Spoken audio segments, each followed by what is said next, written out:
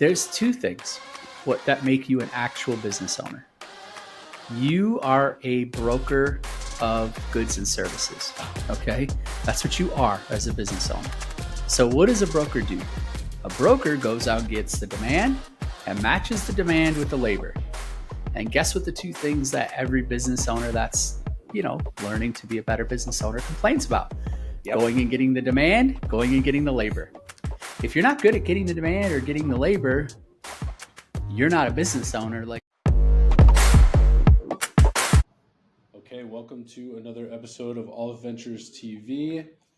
Pumped to have back to the show after a long hiatus, but we are very happy to have him back, Mr.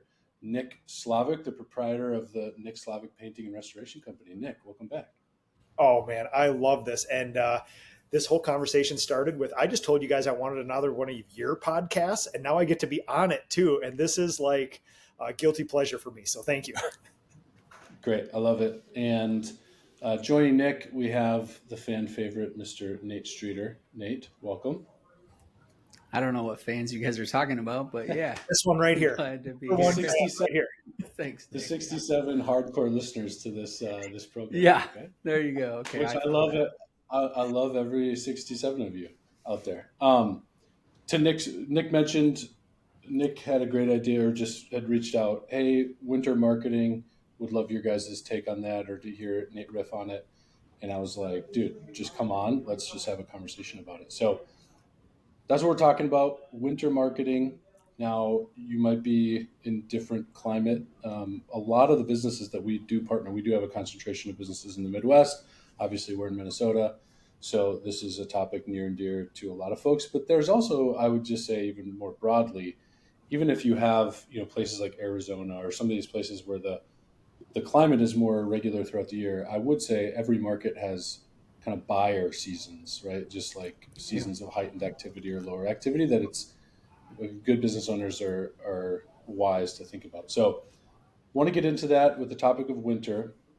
We were just talking about this beforehand and we were like, okay, let's record because this is important.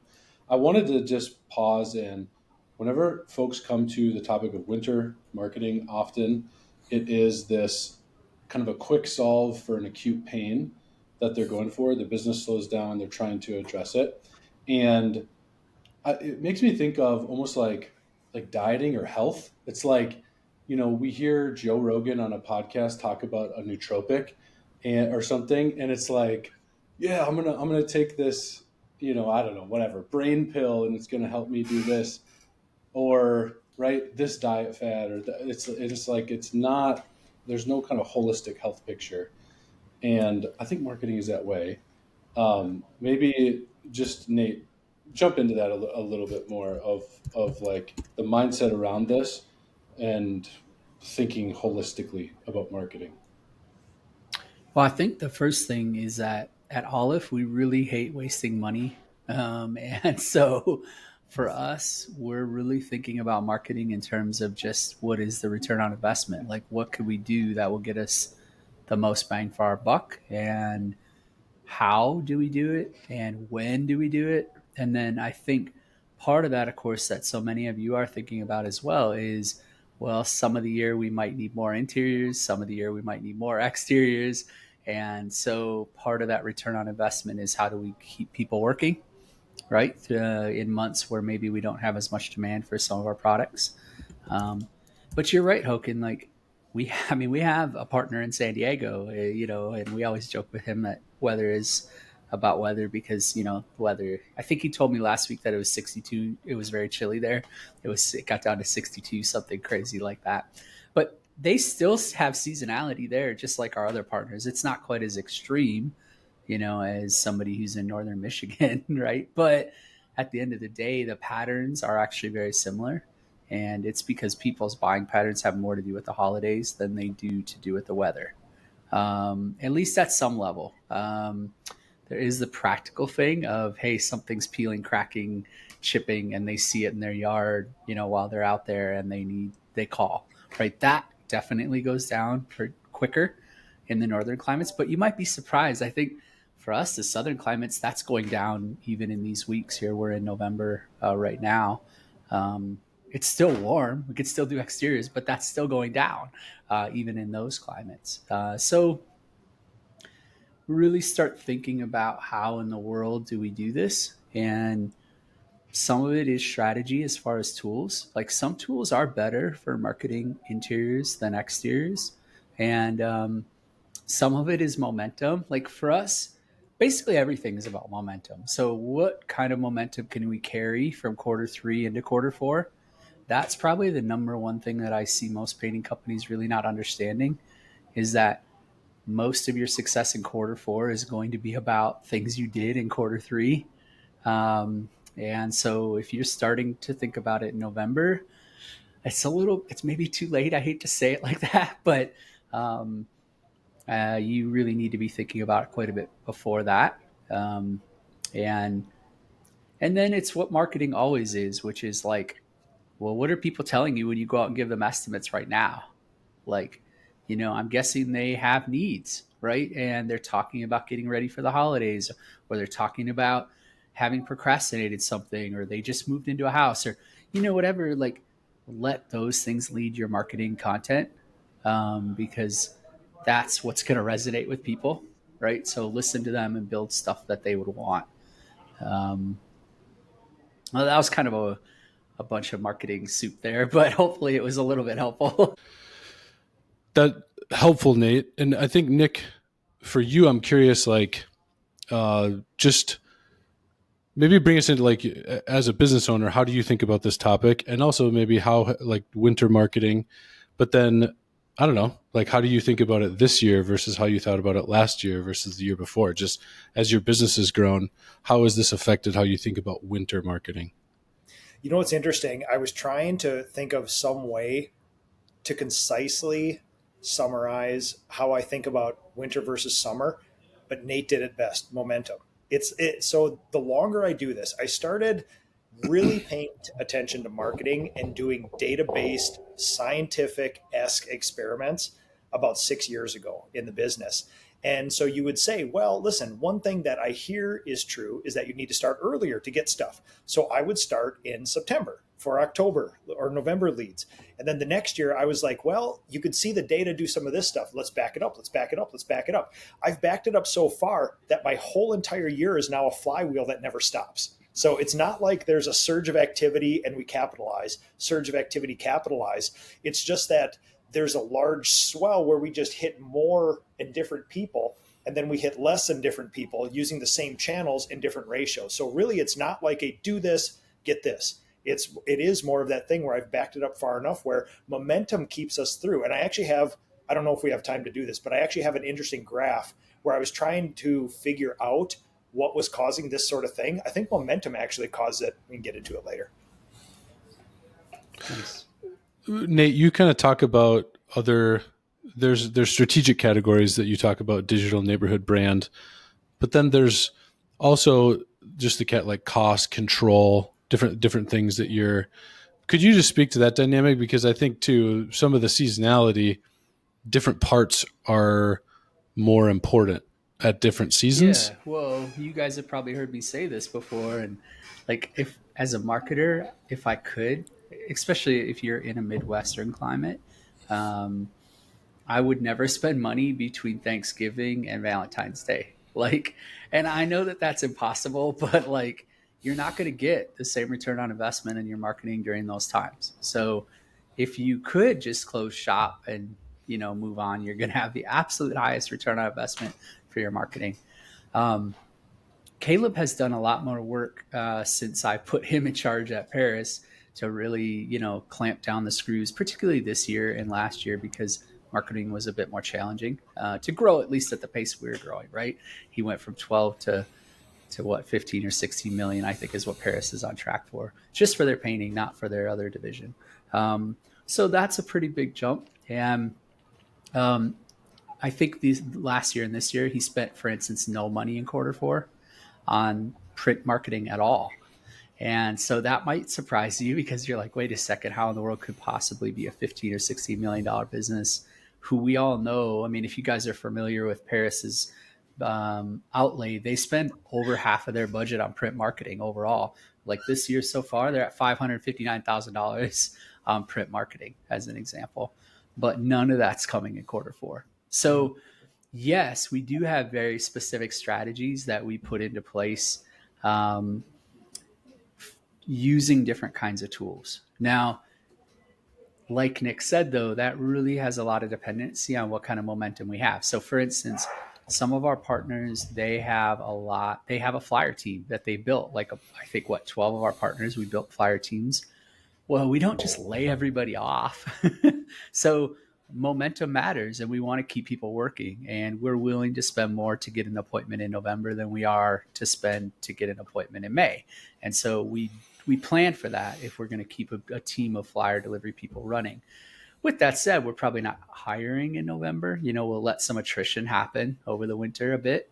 And same thing with door knocking. Like, it's very hard for us to build those teams. So when we build door knocking teams, we don't lay people off for the winter. We keep that momentum going. Same thing. Paris has a door knocking team that's out this week. They're getting tons of leads for Paris right now. They'll keep them working all winter long. So I think those are things that we like. For our partners that have success on social media, so some, we have a whole chunk that do and a whole chunk that it doesn't work quite as well for. But for those that have success on social media, yes, a lot of our budget is set November through February because it's a very good tool to get interiors. It's just for a simple thing that I know all three of us have talked about before, which is I like social media to create desire. So if you think about it, we're in two different businesses, right? We're in the needs-based business and we're in the wants-based business.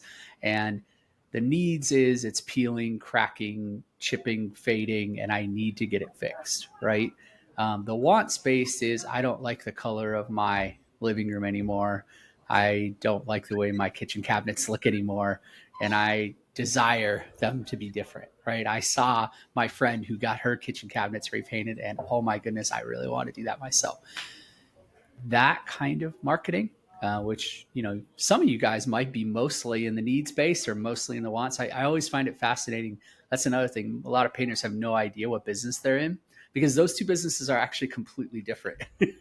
But if you are big time in the want space business, then I love tools like social media because it's much easier to create desire with social media. So if you already have a big book of business like that, you're already good at that. It's sort of an extraordinary time to do that. In fact, some of our partners, we have had more appointments in November, December than other months of the year.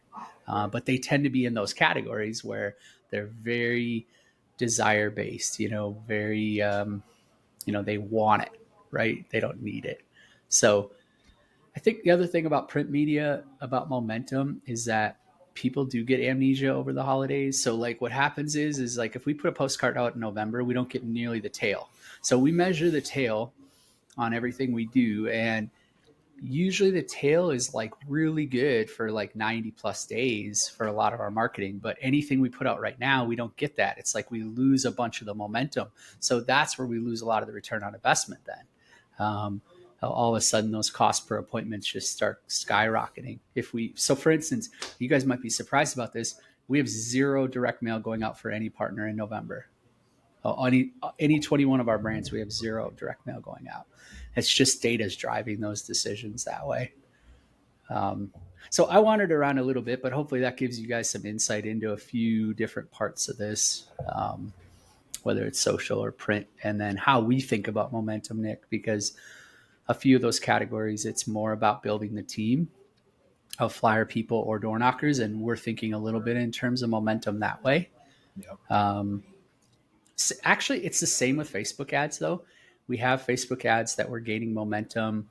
We will be increasing our spend on those ads then. That's perfect for us if like through the month of October, we already built them back in like August, September. We tested them a little bit.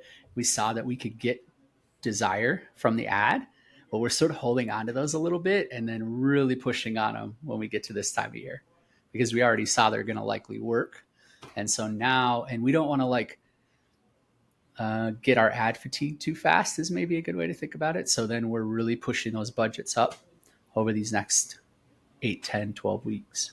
All right, interesting correlating data point, which is marketing has always been in-house for us, just like with you guys. We do use a series of vendors for various like activations and things like this to execute some things.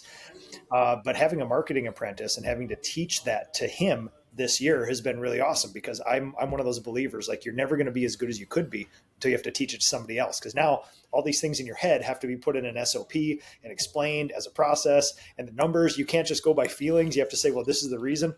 Anyway, we found the same thing. Monstrous change in the way that we're rewarded for spending money at Meta over the last 18 months. Cost per lead has gone down, average job size has gone up. So when I was testing my marketing apprentice for the winter, because we think about our business as a $1 million business unit in the 6 months of winter and a $2.5 million business unit in the 6 months of summer. And it doesn't, all of our 8 paid categories of marketing and 2 unpaid, those, the channels don't change. We just change the ratios of how we spend. I tested him and he came back based on the data and based on the things that I've been teaching him. He said the same thing. Nick, anything paper, let's drop to a bare minimum. Let's just trickle. Let's keep top of mind, trickle, trickle. But he did the same thing. He said, Nick, based on the data I'm looking at, we should be doing Meta. It's a hell of a lot easier to reach people in the winter. And just like that, Christmas tree goes up. They're sitting on the couch on their phone. They're not necessarily shuffling through the mail and all those other Black Friday sales. They're looking at their phone for inspiration and things. So Yeah. I think we have a correlating data point. Honestly, though, I think if you could figure out how to make print media better at desire, like that's probably where the gap is for my team. Is we just haven't done a great job of that. Caleb's done a few, like you guys have seen if you've been in my office. He's got these project portfolios and things like that. I've got one that's over here called Kitchen Painting Guide. I'm confident those would actually do much better this time of year, but they're very expensive to do. Like if you drop 10,000 booklets, we've done it, and you get huge jobs. But then you start looking at things like Meta a little bit differently, because it's a little easier to do some of that testing too, to see. So yeah, we like that. If you're a painting company, though, and you need immediate results in the coming weeks, you're thinking the wrong way. Like, you hopefully need to be thinking about your current list and what you have.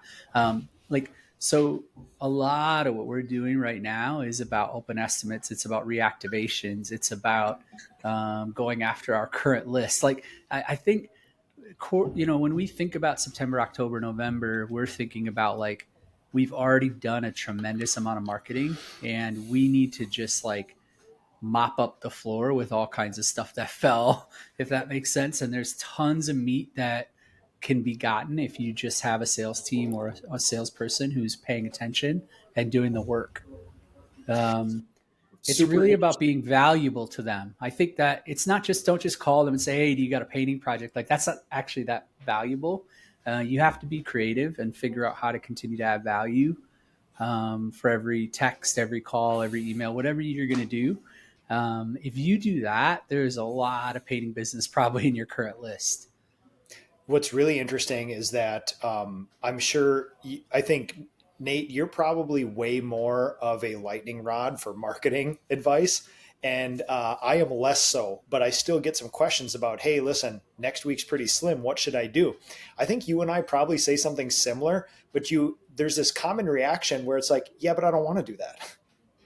I want to shovel money at somebody and be buried in a lead of avalanches and not think about anything about creative, dispersion, penetration versus expansion, value, being present, being local. I mean, they just say, I just want this problem to go away.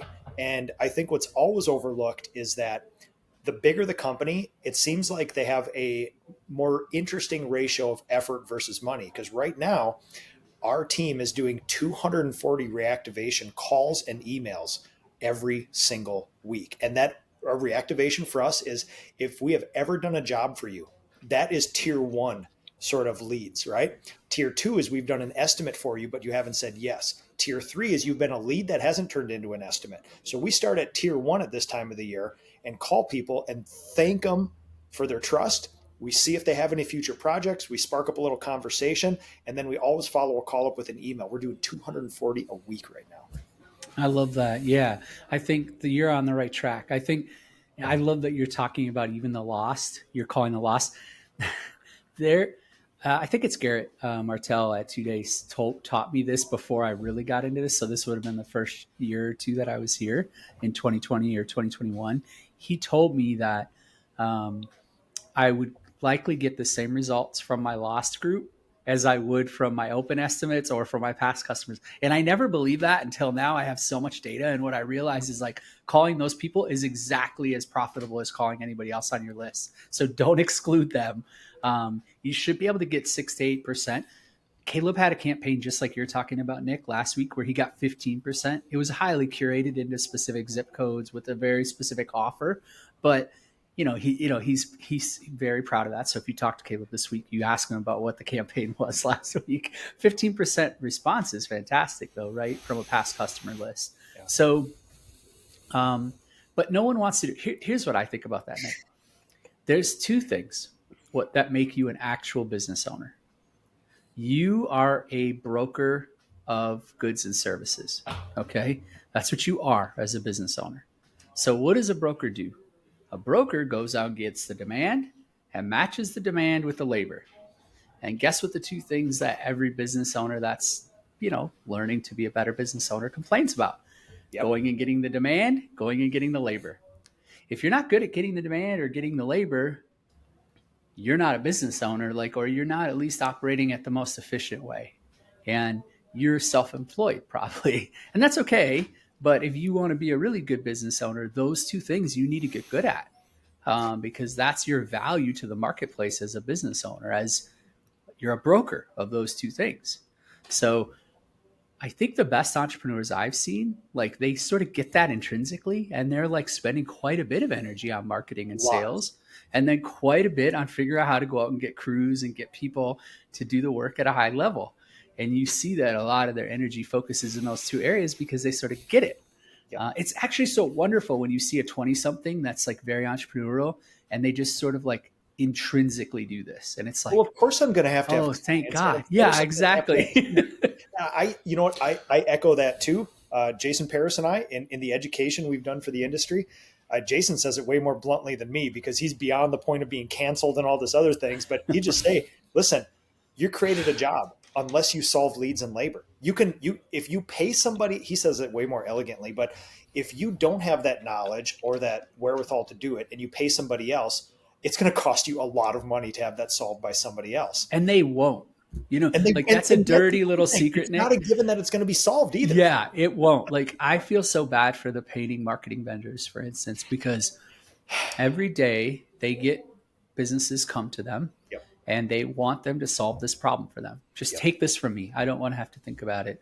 And that's an impossible scenario. 100%. It's never going to happen. So if you're looking at your marketing vendors that way, you're sort of destined to lose. And it's not because I think the other thing that I hear a lot is I hear in people come to, a million things I've been part of with the PCA where they will complain about their vendors. And usually I read between the lines of that of the truth is that was usually the attitude though.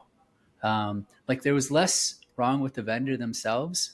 I hate to say it like that. They weren't trying to trick you, cheat you necessarily. I think that they just didn't have the right elements to succeed, which mostly is your participation. And if you participate, I would say the opposite. I've watched lots of people succeed with vendors that maybe I don't even think are the best, but it was because the painting company was so great. They were going to succeed with whatever vendor they worked with. They just need somebody to help them execute a few things. Yeah. Exactly. Yeah. So it's that is whether you're going to succeed with a marketing vendor has almost entirely to do with you, nothing to do with the vendor. So Haakon, I've prepared a very large list of questions. We don't have to obviously get through them all, but you tell me when it's appropriate to start parsing off a few of them. One thing I just want to hopefully relieve somebody listening to this a little bit so just my perspective of talking to a lot of business owners in shapes and sizes of businesses. I think a very important thing is to distinguish between responsibility and accountability. So in a business, as a business owner, you are accountable to literally everything because it's your business. That's your livelihood. And to the degree that you want to, the business The facts of the business don't care, you know, how you're feeling, who you are, what How color hard your you're skin working. is. Like, this doesn't care. And if you don't like that, you can go to another country where there's less freedom, you know, or like there's an element of like understanding what's a feature and what's a bug. Like that's not a bug, that's a feature Yeah. of the opportunity, right? But the reality is a lot of people in the painting industry, I think disproportionately versus other industries, there's accidental entrepreneurship. So Yeah. they had the business and they had that accountability before they had any kind of intent to have that accountability or to, you know, they weren't looking to be responsible for different things. Responsibility is like getting stuff actually done, right? Accountability doesn't, somebody can be accountable to a number or a result. That doesn't mean they're the person that's going to go do that. Uh, so I just think if you're a business owner, you just have to embrace accountability to the results of your business. But that doesn't mean that you need to be the one responsible to do everything, because this is another thing that's funny looking outside of industries. In what other industry does somebody think that they're going to be the best salesperson, the best operator, the best marketer, the best finance person, the best HR? It's like, no, of course not. You're not going to be amazing at all those skills. There's a reality. If you're under 2 million bucks, let's call it, you kind of got to will your way into a lot of this stuff. So I want to acknowledge that it is what it is. But just, I think you got to be accountable as a business owner. You don't always have to be responsible and beat yourself up that like, oh, why can't I be really good at this? It's like, yeah, maybe that's not your skill set. So I think just as your business grows and I don't know, teasing those things out and understand like I can't outsource my accountability for my business. And I think, Nate, that's what you're talking about whenever these guys go to vendors and they're like, here, you be accountable. I don't want to be accountable. You can't do that. Like as a business owner, you have to Right. maintain this That's the internal degree of accountability. You can outsource responsibility, like do this for me if it's real specific. And I think the business owners that go to these vendors and have results, I think it's because they're internally healthy and they're going to the vendors for the right things. most multi-million dollar painting companies. Well, I'd say a lot of painting companies over $500,000. Let's go down that low. Are spending between 5 and 10% of their gross budget on marketing, particularly if they're trying to grow, right? I think if you're thinking about spending that much time, or I mean, if you're spending that much money, you should probably be spending that much time. That's not a bad way to think about it. And I think that's where there's like some push is like, particularly if marketing is not something you enjoy doing, it's really hard to want to spend 4 or 5 hours a week on marketing, right? But even if you are hiring vendors to have more responsibility, like you said, Hoken, they still require you to be engaged and participate for them to succeed. So you're still likely going to be putting time in. Now, Mm-hmm. I know what some of you are thinking because I've met you and you're so dang overachiever and you could get it done in 2 hours a week. That's great. Like, if that's you, then I love you to death. But for most of us, we can't achieve things quite at that same pace. And some of that for marketing might be literally spending time learning, um, because you need to be dangerous enough. Like, you don't need to know how to do Facebook marketing, but you need to know if your vendor is doing a good job, right? So you need to sort of be dangerous enough to And I make think things that's follow what, along.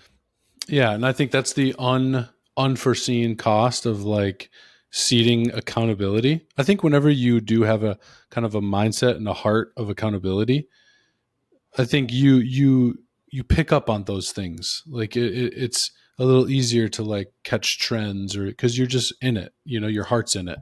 Whenever you just check out, that's whenever you miss the signs of like, hey, this is not working, and then all of a sudden 2 months later, after dollars are just wasted, you're pissed. You know.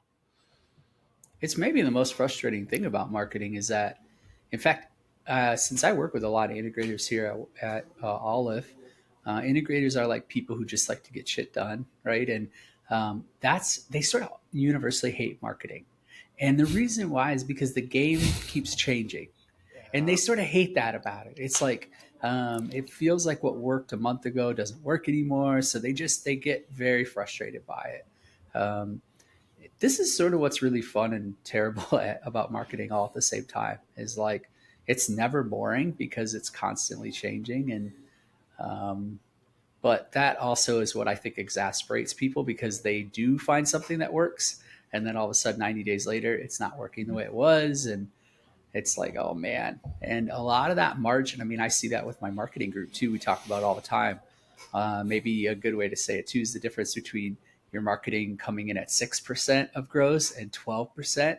A lot of it is just like, well, how much did you just kind of like find something that worked and then leave it? And then Mhm. you didn't realize like until 6 months later that it wasn't working the last 3 months.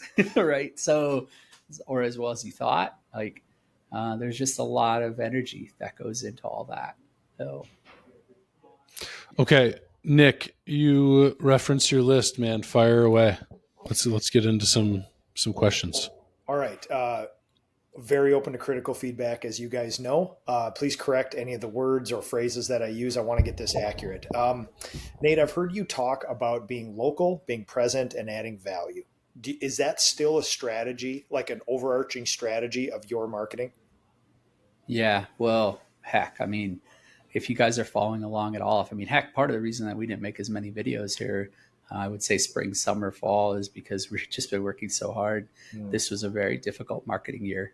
Uh, Even right now, I'm at 89% year to date for my goals, and that was like a struggle to get to 89%. Now we had a lot of growth plans, so it's not Yeah. we're not at 80% of where we You didn't were. go back 11%. No, no. But the reality of it is like that's a lot of work to even be there. Yeah. But I think where we've gained so much traction in quarter 3 into quarter 4 here is with our neighborhood marketing. Um, we really went on fire in July and August towards neighborhood marketing and really doubled down on that. And the we have 4 partners that jumped in really quick into that, and they are the performing the absolute best of our partners right now. So for us, like we're coming through 2025 with probably a renewed vigor for neighborhood marketing and for sort of the opportunity it presents, which is like it's very uniquely positions you as local and present in sort of like this visceral way, right? So that's what we love. Those are the categories like what we consider neighborhood marketing are what you might consider like guerrilla marketing. So this is yard signs, Mhm. this is flyers, this is door knocking. These kinds of tools is what we Proof that there are categorize as. humans present to execute these things, not a meta ad, right? Yep. So this is probably going back 2 years ago. I was sniffing around a change in marketing, and we've talked about this. Like these last 24 months got me interested in marketing more than it ever has because the things started to change. The things that I was doing and checking up on, even weekly, were sometimes changing rapidly. I wasn't getting the same thing. So many different data points were coming in. I started reaching out to guys like you for this information. And nobody has better or more data than you guys. And you guys were freely sharing with me this strategy about 2 years ago about being local, being present, and then adding value. And I listened to you interpret it. I've probably interpreted some of my own ways, but I think the crux of what both of us are doing is showing that we are humans operating in this market right now. We have done a lot of stuff for people that you know in this neighborhood, and we are here right now. And we can add a lot of value. Local, present value. If somebody else has not had 2 years of deep diving into this like I have and all the experiments, right now, how can a smaller painting company prove that they are local, present, and adding value?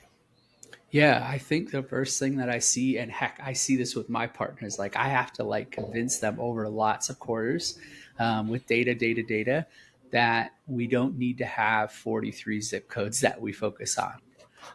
So it seems like that's such an uphill battle because people just want to go wherever and they start wandering around with their marketing. Like it's predictable. Yep. So I think the first thing is like Paris has a zip code and it's not even a big zip code. It's really one of the smaller zip codes in Minneapolis. And we do $1 million just in that zip code. Mhm. And I think it's only 1,500 or 2,000 homes. So you can do the math on the saturation level there. And we're planning to grow next year there. So I think people just way too much geography. Like most of my partners, I mean, the average, what is it, Hoken? Our average partner next year is going to be $3 million. Yeah. Okay, somewhere around there. so that gives you guys an idea. Is we're probably not that much different size. Our average partner is not that much different size than Nick Slavik's business, maybe a little smaller, Nick. But we're probably going to have 30,000 homes that we primarily target. That's how small a geography we're talking about. And so And this then, this leads into two other questions, which is I got the inkling and I took some advice from you too, and I heard some weird data points that I vociferously followed up that you guys were lessening your zip codes and stacking more touches. I did the same thing, and I took down my cost per lead from 24 to 25 by doing 5 zip codes versus 13. So that, and I will say this, I want to commiserate with you and every other painter out there, because my natural reaction, my unchecked natural reaction without any other input is more, more, more. There's a new zip code. There's a new zip code. I haven't touched, and you're just like spreading yourself around like this. And so that I can, there's a lot of data points that we can probably share with this sort of thing, but I don't think there has been one bigger change, one change to marketing that produced a bigger result than just lessening the amount of zip codes and taking the same budget, just stacking that budget up and hitting people more, more, more, more, more. yep, I think the next, yeah. So like when we think about dominating neighborhoods, that's exactly what we're thinking about. Because if you look at our strategy, we are going to hit a flyer to that neighborhood 4 to 6 times in the year. We're going to hit a direct mail piece, usually 4 times a year. We're going to door knock every single one of those homes twice a year. And we have our door knocking. We're even more picky on where we go, because we really like, we think about that as like the last set of troops that are going to come in, and they're only going to go where we know they're going to win. So you've softened up the beach with Meta. You've softened up the beach with this. People have seen the orange little Paris house. They've seen some stuff, and they're there to remind them that a human is there, and then sort of like capitalize on that investment you guys have made. Yep. So for us, yeah, for door knocking, we never want to have a door knocker go to a house that we don't think that they could like succeed, basically. And So do you determine which houses even within zip codes? Are you that picky, or are you just saying zip codes? good question. So we are a little bit picky about it. So we split our zip codes up into smaller maps, like usually 500 or 600 homes. Yeah. And then we are picky when it comes to flyers and direct mail down to that level. Yep. But then with door knocking, we do, I mean, man, yeah, I probably can't share this with you, Nick, but like I have a whole series of trainings around this, but I'll just say it like this. Well, what we do with the door knockers is they actually go into a neighborhood and they will drive around the neighborhood and they will like get rid of some spots they don't want to go to. But actually, it's more mental than actual. Like I need my door knockers to own a neighborhood before they go knock it. So we have them do that mostly for psychological reasons. Whereas I don't need that for flyer delivery, or obviously not for direct mail. So that's actually why we do that, is more because I need them to feel like, I just need them to get geography out of their mind when they go start door knocking. So that's why we do it. It's not so much that there's some magic in like them Xing off 20% of the houses on each map, which is what kind of happens. They just end up, and it's sort of funny because they do different ones too. So it's like, okay, clearly this isn't like scientific at all. But it works because again, like when they're out door knocking. So it's very important, in my opinion, for door knockers. Once we've committed, they hit every house. They're not skipping houses. They're not. So that's part of that psychology of that. Okay. Haakon, please shut me up at any time, but I have just scratched the surface. This is great. This is great. In here. So I got presented with a very interesting marketing strategy that I cannot prove or disprove, although I've tried on cursory, but it does make sense. And it does kind of jive with some of the data I have. So I'll give you this theory and you tell me completely stupid or there's merit. A marketing executive told me that they operate under the assumption that to get somebody to either remember you, commit you to memory, or get you to do some action, they need to hit you 4 times over 8 channels of marketing. To get somebody to that same result, commit to memory or action, with only 1 channel, you need to touch them 20 times. What I cannot prove, if it is actually 8 or is 20, but I kind of told this person, I get what you're saying. If you take a whole bunch more ways of marketing and it takes less times touching them with way different forms of marketing than it does with just a van, just a meta.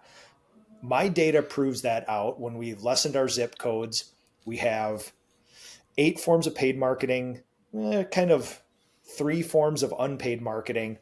And when we diversified 3 years ago, we saw everything start to be a little bit better. A data point that you had shared Yep. almost 2 years ago, which, okay, I'm going to stop talking. Oh, Merit, well, merit. I have many other questions. but let me just tell you, like, I don't necessarily believe those statistics exactly the way that they're stated, only because a really well designed flyer, for instance, we could go into a neighborhood and get immediate results. Yeah, So, like, absolutely. that's the thing that I think I always have a hard time with that. Depends on the But product or service. Probably that yeah, for number home is gonna, yeah. services, it's a little bit easier, I think, in some ways. But what I would say, Nick, is how do I say this? Like, we have many partners where they had flyer delivery or door knocking programs this year, but they weren't working as well as we had hoped. Mhm. And one of the missing links that I saw was that we just, they're operators and they're trying to run their painting business. It's $1.5 to $3 million painting business. Like, they don't have time to be thinking about a flyer team or a door knocking team. So in a handful of partners this year, like in the months of August and September and October, I placed like what we call a local marketing specialist to lead the team. Mm. It's had a profound impact immediately. And I think one of the things that's very interesting is exactly what you mentioned, which is, sure, our door knocking numbers went up and our flyer numbers went up, and you could see all that. But the most interesting thing is you can immediately see their other numbers go up. Their repeat referral numbers go up. Guess what? Their digital numbers go up. Now, somewhat that's a self-fulfilling prophecy. Like, one of the partners that I just looked at, we got their flyer program and their door knocking program working so much better. And now they're getting 500 more people visiting their website a month than they had previously. And guess what? Those are 500 people in highly targeted zip codes. And guess what? Like, all their digital numbers, because we do a ton of retargeting with our digital marketing. I would say that's our primary use of Google and Facebook is retargeting. And so it becomes a self-fulfilling prophecy because you do these other print ads or other kinds of advertising, drives a ton of traffic to your website.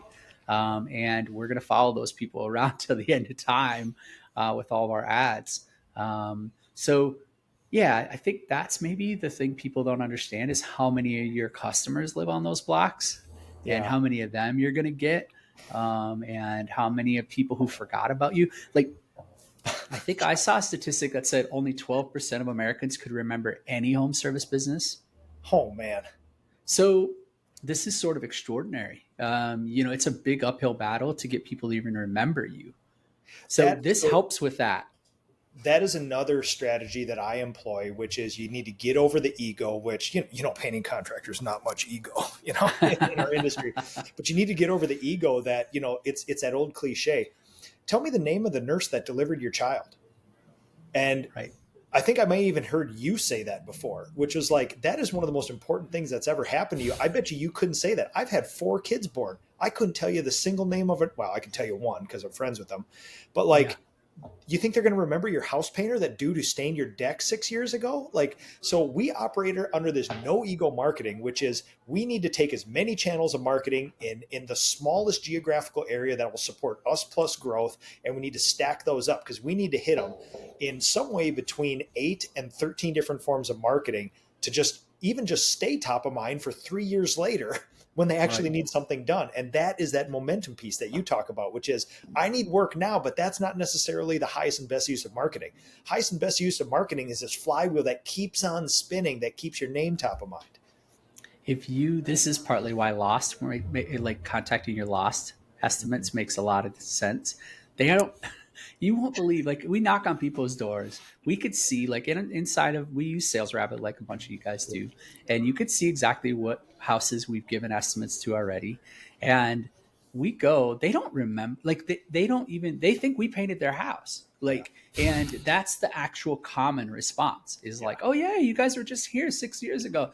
It's like, Maybe not, right? We Wow, could great. tell we weren't. Yeah, how did it go, right? You ask the questions, are you? But you see, that's sort of to your point, Nick. Is like they just don't remember. They remember that a painting person. Um, what you have to do is show them you care about them in your home and their home, and then they're gonna. I hate to say it, but it's actually relatively easy for you to switch from whoever they used last time to you Oh, because yeah. if you're the guy who's all of a sudden there caring about them and their home, you're the new painting guy, right? And so that's kind of the when you talk about adding value, people want to work with a company that's local, present, competent, um, and that clearly partly through that cares about them and their home, right? So What's interesting is that I found myself going down this arc, and I got checked by my mentor in this. We're 6 years into very serious, what I would consider a very serious marketing strategy and plan and inaction and budgets and all this other stuff.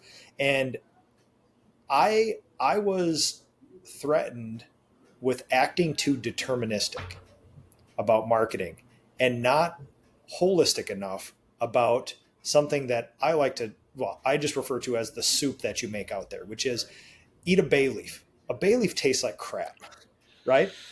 But you put it in soup and it's like, oh, it adds this thing. You maybe even can't even tell. It makes everything better, kind of like the digital versus print and everything else. So I started laying out marketing plans for my winter business unit and then my summer business unit for this next year. And I got down to, based on historical data, with every dollar spent in every 13 one of our channels, we can expect this many leads, this many estimates, this many completed jobs, cost per lead, cost per estimate, cost per that. And somebody said, fine, it's an interesting math problem. You can make some very interesting spreadsheets, but you maybe need to take a step back and say, of how many channels, how much money, how much leads, you can now start running your marketing from a sort of more holistic pot of soup method, just like you would run a business from a P&L and not necessarily the day-to-day machinations of your checking account. And I got checked by being too deterministic. And you can absolutely see how every single business owner, when they learn to be a professional marketer, can go down the line of, well, the data rules everything. So now if I spend X, I get this. And you can be like, yeah, but until you start doing a whole bunch of channels and all these things start affecting in ways that is non-deterministic, then it starts getting into, now you need to take a step back, anonymize a little bit of that and just say, based on our strategies, based on our spends, if we generally do this, we generally get this. And that's been I helpful think, this year.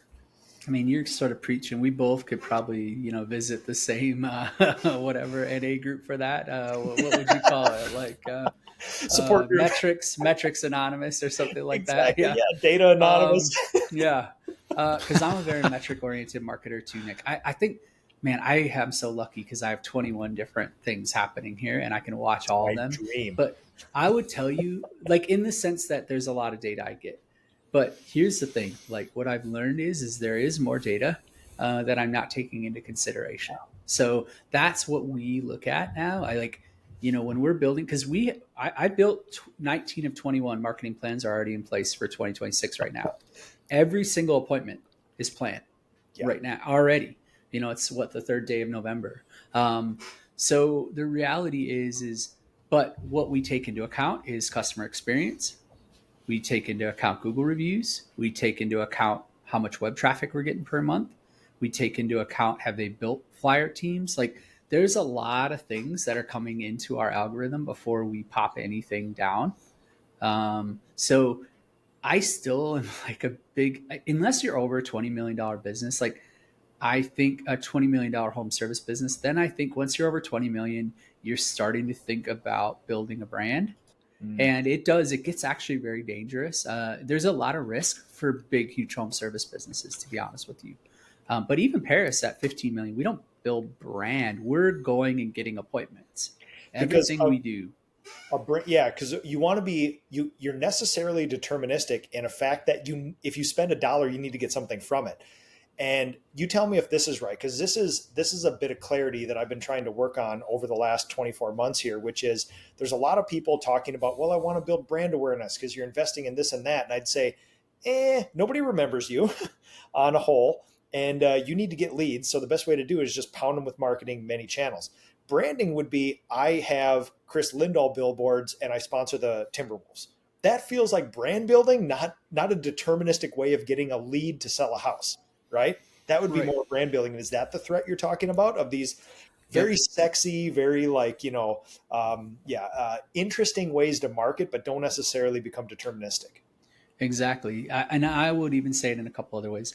Like tons of our partners, they're doing Little League, they're doing church Oh yeah. sponsorships. They're like, we do that stuff. We spend tens of thousands of dollars on things like that, but we do it because our local partners care about those things. Yes. We're not necessarily looking at it as a marketing spend where we get a certain number of appointments, but there is a self-fulfilling prophecy with that too, which Yeah. is I tell them, hey, if we're going to sponsor this Little League team, is there going to be somebody in the audience that cares about the Little League team and cares about our company?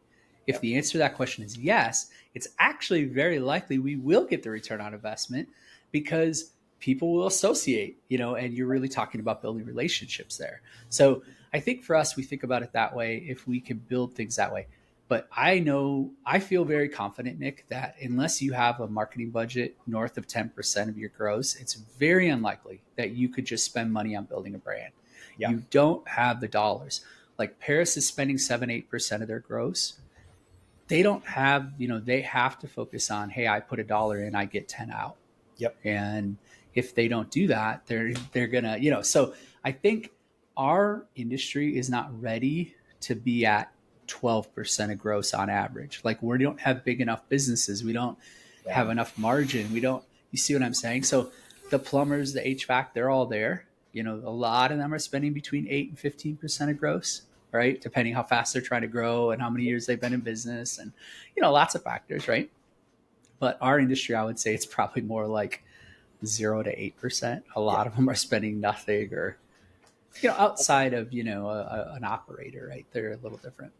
If you're going to create over 20 marketing plans for businesses, all really within the top 1% of our industry, right? So these are just statistically large professional outfits compared to the rest of the industry.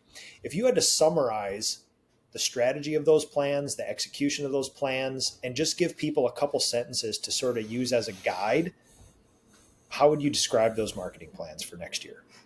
Yeah, it's really easy. In fact, shout out to some amazing leaders here at Aleph who've helped guide this quite a bit over the last 8-10 weeks. Shout out to Alex Kaloff, if you guys know him, or Dave Richley, because we're so data driven. They all are diving into the data just like I am.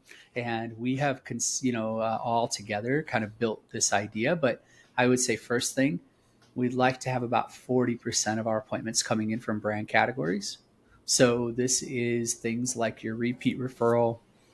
This is things like your sales team generating their own appointments. Also, word of mouth, repeat, referral, reactivation. So like effort, you could almost just say effort, word of mouth, and repeat that kind of bring them in then. Yep. Okay. And then another 40% we'd like to have coming from neighborhood. So this is those guerrilla. Yep. Your yard signs, your door knockers, your direct mail, your flyers, things like that. Yep. Okay. And that's probably the biggest difference for us because we were looking at this more balance of 33, 33, 33. And I think we're really trying to take money out of the digital marketing pot is a good way to think about this because Google and Facebook and those kinds of tools for us, they're valuable, but they're highly, it's difficult to control them and to create scalability within them.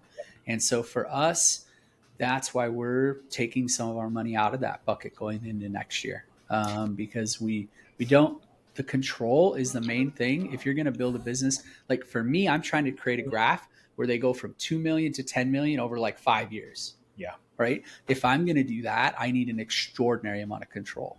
Yes. So summary, 40% word of mouth, repeat, referral, reactivation, sort of salespeople find it. 40% neighborhood, which are the tactical things, the yard signs, the vans, the flyers, the direct mail, the things like that. 20% digital then? Yep. Okay. All right. I just want to interject, though. I think what Nate was kind of saying at the end there, very, very, very, very important. Aleph is trying to build $7 to $10 million painting businesses. So if that's not your goal, I would just say that is a strategy to achieve that end, right? So if you're going to do $7 million of revenue, maybe That also good to say though, that not just for 7 to 10 million, if you want to go above 500K to a million, you're going to have to do something way closer to that than just reactivate previous clients. closer. I just think of like a guy like our boy Zach Kenny, right? Like he's more of like a want based business relative to like a Paris painting, right? Definition of it. Yeah. Yeah. So I think in doing great, has a great brand. Like his strategy should look very different than Paris painting. That's 80% exterior in a winter climate, right? So that would just be the caveat. As a shareholder of your business, you have to like what is the type of business I'm trying to build? Being clear on that, I think also just helps really inform these. Like if you, holistic on your marketing, yes, fitting into an overall holistic plan of what am I doing with my business.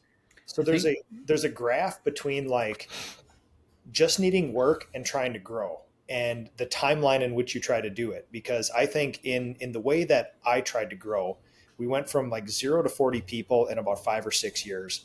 And at that rate of growth, I think we made it to about 7 or 800K based on all word of mouth and repeat clients. We didn't do a thing. People just showed up because we have done stuff. They told other people, and that was fine. Zero control. The second we wanted to go more than that, we had to start spending effort because we didn't have a lot of money. We had a lot of time. We spent the effort to reactivate, do some other stuff. And then finally we started trickling money later. So probably a good thing to say that, like, yes, the ratios of effort and money are going to be different, completely different. If I want to go from 3.5 to 4, it's probably all going to be in money. If I want to go from 160,000 to 300, dude, you're 2 phone calls away a week from doing that. Like that is, and yeah. I would not spend $1 on marketing going from 1 person to 2 people. I mean, you could do that with effort alone easily. Yeah. I think the other thing, kind of back to what Haakon was really saying, is that our partnerships are all over the place as far as like some have more interiors, some have more. But I can speak on a few things, which is, well, we lost several $1,000,000 worth of GC and commercial work this year. It was much more difficult. I'm Mm. hearing that from a lot of painters. If you depended greatly on those industries, I have a feeling that we've already seen it here in the Twin Cities. We just saw $60 million home renovation business go out of business last week. I have a feeling it might be a bloodbath this winter for those kinds of businesses. These sort of elective remodeling and anyway, so we had to really pivot away from a lot of those things and go out and get residential repaint because those kinds of relationships weren't working as well for us. We're still planning for that in 2026. Like, we don't think those industries are going to come back huge. We have talked a little bit if it's peeling, painting, peeling, scraping, it still will be. Like, that's sort of the beautiful thing about painting, is that the need is going to still be there. It's going to be worse actually come next spring for them, right? If they delayed a purchasing decision at their warehouse or whatever. But some of these more elective things like GC work, it's like those are big remodeling projects or new house builds. I know a lot of you guys depend on that too, multi-million-dollar house builds. I don't know. We're planning for that to be similar to this year, which it was challenging.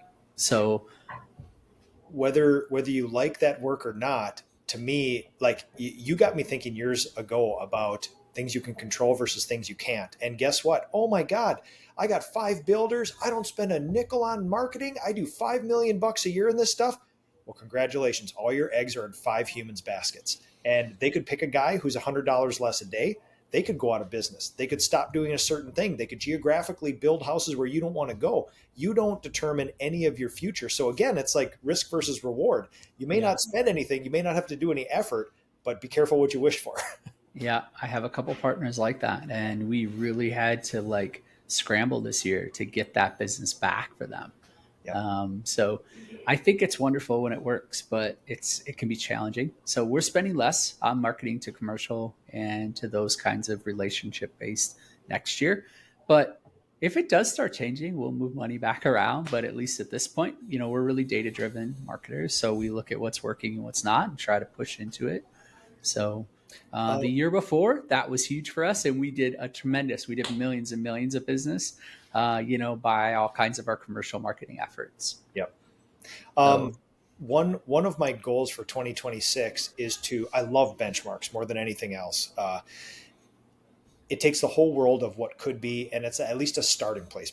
Maybe not perfect for everybody. One of the benchmarks that I really want to nail down next year is some benchmark about population versus revenue. And you guys probably have the closest, you may even know this or have a benchmark, but you guys probably have the data to determine this, which is you guys have done experiments of shrinking your geographic area and creating more revenue. There is diminishing returns of that. Obviously, you guys probably haven't hit that yet, but how do you think of amount of homes, amount of humans, amount of something versus revenue? Yep. Yeah, we do. We track it. It's not something that we track as closely as I'd like. Like, it's not a metric that we use every week, for instance, which I would like to get to that point at Olive, where we're talking dollars per resident Yep. in a zip code. That's really what you're talking about. Like, I'm just pulling up my graphs, and it's like, yeah, I have this like in my Airtables, but I don't have it, for instance, in our main Wallogy operating system yet. So like, I have to go and kind of look special and run it. But yeah, it does give you an idea, but I think the reason why we're not looking at it every week yet is because we don't think there's any zip code in the United States that we've saturated so much that we could slow down. Like I told you, I mean, we're doing $1 million in a zip code that's only a couple thousand, houses. So I think for us, that's part of it. But certainly dollars per estimate is the number one thing that we look at. So if I send Nick Slavik out to an estimate, how many dollars do I get back? And it's just a combination then of success rate and average job size. And it's such a wonderful metric to go off of if you're scaling any home service business. So I love actual, like when people talk about this stuff, I love the actual numbers: cost per lead, cost per estimate, cost per completed job. Do you guys have an internal benchmark? Cost per lead, it gets a little bit weird, but it is a number I use. No, I could give you a range. I could give you a range for everything. Yeah. So like, I think we call it an appointment cost because we're really not necessarily talking about leads. We're talking about like what happened when we ran an appointment. Oh yeah. Yep. So anything before that we consider slippage. And that's a different cost for us. So, but our appointment costs are like a huge range. I would say overall, it's going to be somewhere between $125 and $300. So you might say like, Nate, how could that possibly be? Well, let me break that out. Like, the reason why it could be such a big range is because we have partners that are only spending 5% of their gross, so that we have partners that are spending 9% of their gross. We have partners that have average job sizes that are $5,000. We have partners that have average job sizes of $12,000. So we have partners that have success rates that are only 40%. We have partners that have success rates that are 60%. So you start thinking through those three primary metrics and you realize like, oh, that creates a big gap. So I just gave you every metric in those three sentences that you need to understand of the ranges right there of like average job size, success rate, cost to actually get it. Yep. And then that should get you somewhere in that 5 to 10% of gross. If you're spending more than 10, which we have a couple partners that are, it's like red alert for us too. So yes, everything is not working perfectly in Olive land. Like, we have ones that we're doing amazing and we have ones that we're struggling with. It's like, we look at, are we trying to grow too fast? Do we have like just the same things you guys would be thinking about? Probably. It's just, should we slow down next year? What's happening here? Do we have the customer experience to back up this level of growth? Because if we don't, all you do is just run further into the field of bad. Basically, your marketing costs skyrocket. And another dynamic, Nate, that we've experienced too is in taking on partners. It's like starting with a partner that's maybe the year prior to partnership, they were doing $2 million worth of revenue, and another partner that the year prior they were doing $3 million, let's just say. And it's like, oh man, who's going to have more revenue 12 months from now? It's like, oh, well, the $3 million business, because they're $1 million ahead, to the point of like marketing momentum. I think we've seen this too, where it's like, depending on, like, there are some almost intangible things or structural things that, like, if those are in place, it doesn't, like, your starting point doesn't matter as much. Like, those smaller company might actually be able to grow more in the next year than the bigger company, just because they don't have as much infrastructure in place. We're building from scratch, etc. Which all of that, I think too, I mean, this is nuance to what you're saying, Nate, but like all those other, like how many, like we have 6 metrics or something that our algorithm takes for that. And I believe in those. It's like, how many years have you been in business? how many Google reviews do you have? How much traffic do you have on average throughout the year to your website each month? Mm. What is your customer experience like? If you don't have any way to even measure that, that's a different issue. And you know, a couple other little things that I think I already mentioned, but those things are like, if you give me those numbers, I could tell you likely. We've had one or two exceptions in our portfolio where it's like, oh, we didn't see that. But otherwise, 90 some percent, if we do that, it's relatively accurate. So I don't think that there's huge surprises necessarily, but if those things are a struggle for you, you just started 2 years ago, you have no Google reviews. It's like, yeah, man, and you want to like grow really fast. It's like, this is gonna get expensive, So it's like we could do it. Now there are some extraordinary examples, like our friend Brad Ellison and stuff, but that's what they're kind of exceptions to the rule, I would say. Can I share an anomalous data point and get your reaction to it?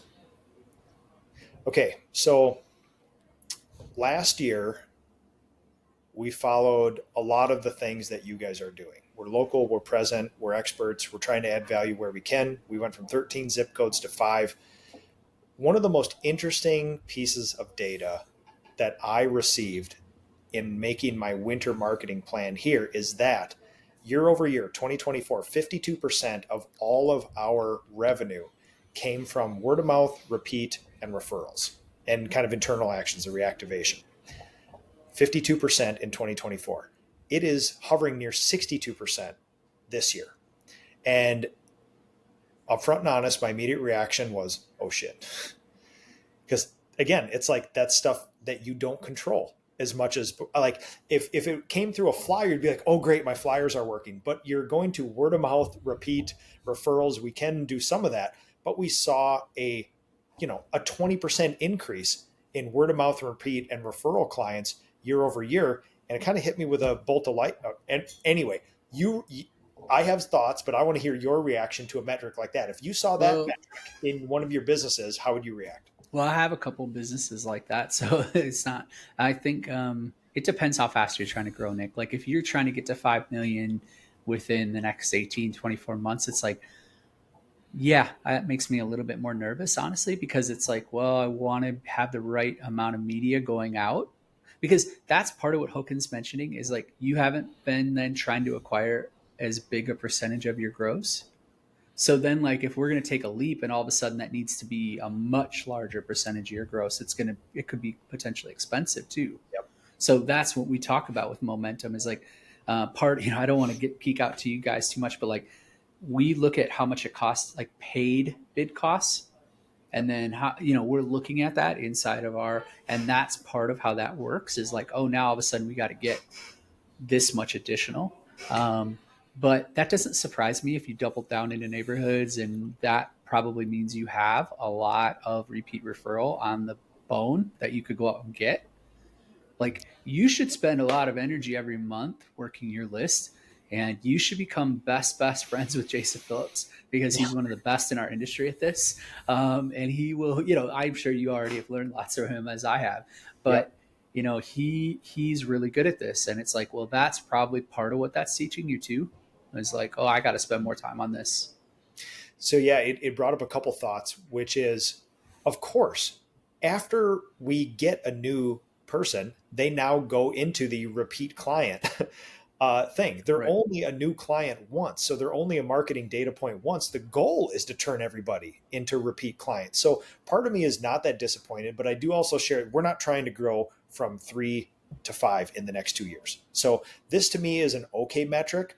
It also would be, if I had to also list off reasons why this may exist, it's because I fed in about 10 years worth of completed job data into ChatGPT. And I just said, tell me the top 5 zip codes in number of jobs, top 5 zip codes in revenue. And 3.5 of the 5 towns all overlapped. I instituted that strategy. So I started only marketing to people that I have a high target opportunity with anyway. So that happened because we concentrated our marketing and then expanded by 2 channels, honestly doesn't surprise me all that much. That feels like it's a big change, but it feels like you can imagine a scenario where that would happen if you take those action steps. What you need to do if you want to start laying a path towards 5 million is we do what we call coach's choice. So we'll pick one or two areas that we want to test. And that's a great way to start testing. If you talk to Caleb, he'd say some of his coach's choice. Now, $15 million business, they have more coach's choice even. Some of his coach's choice areas like were complete flops this year. And he thought everything on paper looked like they were going to be the next big group, but they weren't. And then a few surprised him and they became A groups for him. So very interesting. I got challenged by my mentor with this stuff, again, to not be so deterministic, but also the whole idea was, Nick, you went from 13 down to 5 and you are going to grow this business. Now, there is a whole strategy of market penetration versus market expansion. I am doing the definition of penetrating. I am going as deep into these markets. Sounds like you guys are too. But he said, and I've been working on this strategy for 2026 in the spring, which is you need to pick the next 3 to 5 zip codes that are avatars, this coach's choice thing, and you need to make a plan to start softening the beach up in those areas and seeing which of those 3 to 5 are going to be the next avatar like yours. Because again, you can go by income, number of houses, value of houses. But I want to warn you a little bit about that because like we paid as much money as we possibly could, for the best sociometric data we could get. So way more than just like income. And, like we could figure out if more people in that neighborhood like dogs and if they're interested in, badminton or whatever. Like we thought that was going to be like the panacea of all information. And but here's what I learned. You know what is the actual like source of like what we should do next? Our own data. Like 90% of what actually the predictability of whether we're going to find another A group is in our own data. Those things help just a little itty bitty bit. But I'd say most painting companies, I see them make an error where they just start going after demographic data. That is the way to waste a lot of money. Like if you just go off of income, go off of age, whatever you think, fill in the demographic data you could come up with, and you think that's going to somehow make it, it won't. It's because there's a lot more factors than that. And Nick is hinting at some of them is like, well, how many jobs have you done on that street? Is there another really big painting company in that area that people love? Did Nick screw some job up 3 years ago that he doesn't even know about? But that lady is a big mouth and she's wrecked it for him in that neighborhood for the coming years. Like those all aren't demographic data, but they have more impact than anything. So I think that's why we have to trust our own data. Like our data will suss those kinds of things out. But one thing I love, shout out to Tom Heiler. He's one of the first people I've heard in the painting industry who advocated for this. And I love it, which is I sort of wish that repeat and referral were not sources the way we think about them. That's not a source. That is a relationship question, which is a different question. So how they responded to you is probably with a flyer or a postcard or you called them. That's the source. Inside of our CRM, we could keep track of the relationship differently. They did business with us before. They know someone else who did business with us, right? Past customer referral.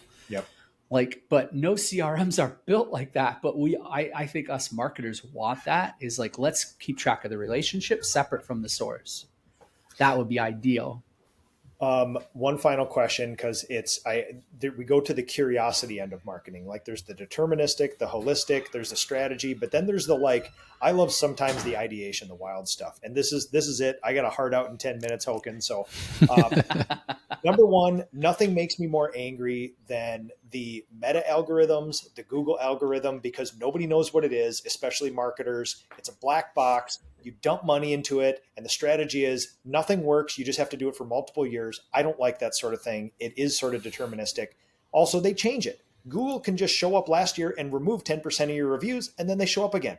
To me, that is a monopoly. That is a mob boss. You are paying a VIG to them. That is a toll booth, right? Because Google controls 92, 93% of search.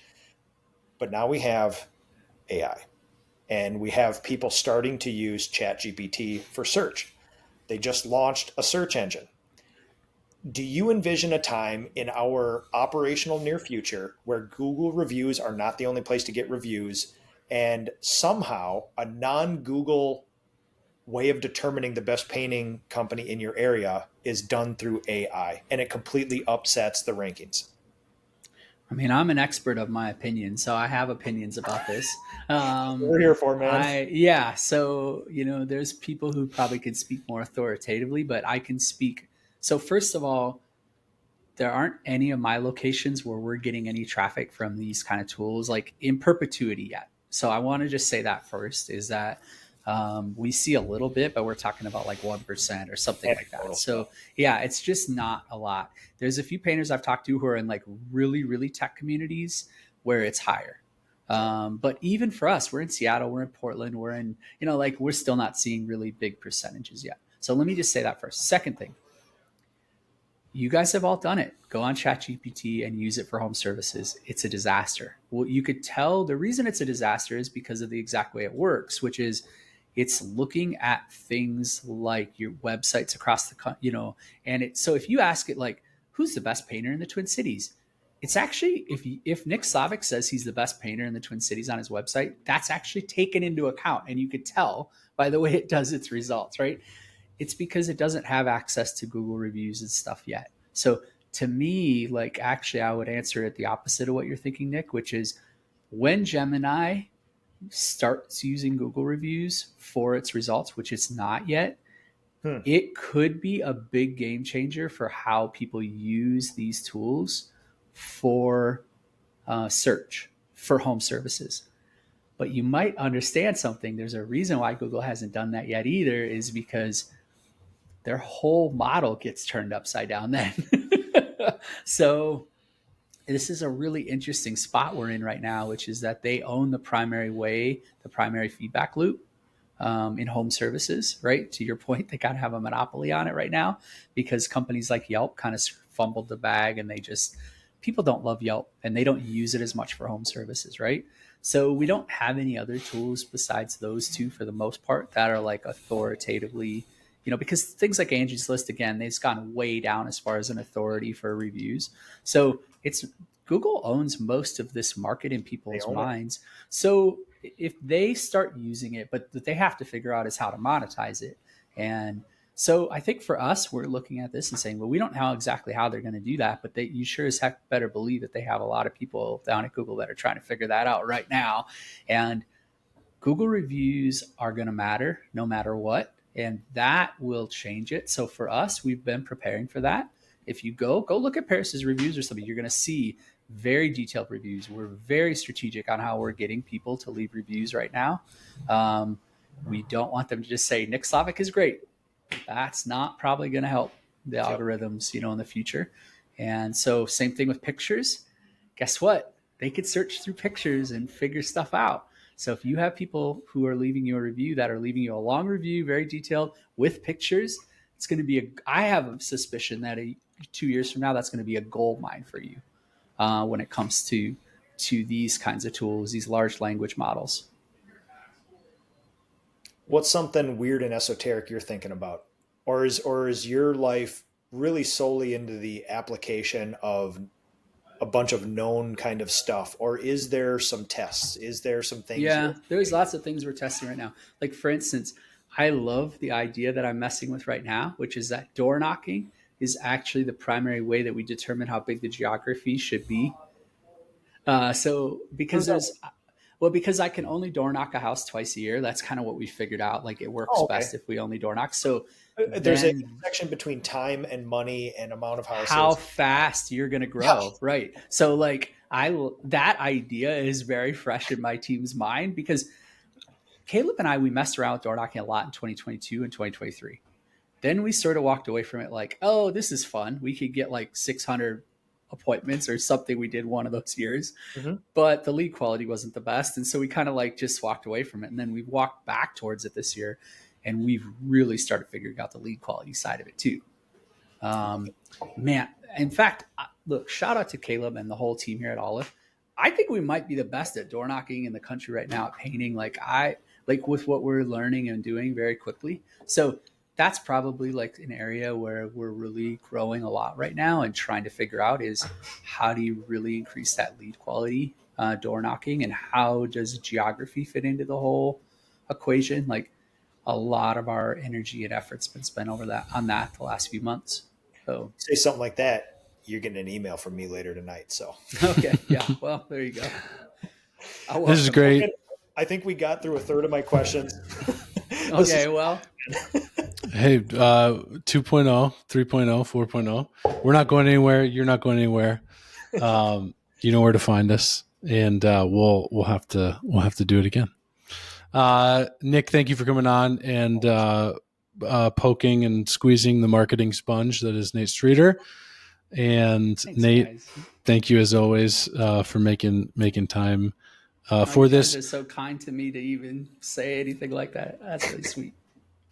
Go to our YouTube channel. We're on Spotify, Apple Podcasts. There's previous conversations I've had Nate on here. Caleb, who he's referenced a couple of times, is the marketing director for Paris Painting, our flagship business here in the Twin Cities. So go find that stuff. As always, we do really try to be as generous as we can with our information, our data, our tactics. Information is not the barrier to success. Execution is. We really believe in that. All the information is out there. So if you want to follow up, get in touch with us, reach out, and we'd be happy to help. Gentlemen, we'll do it again. Thank you.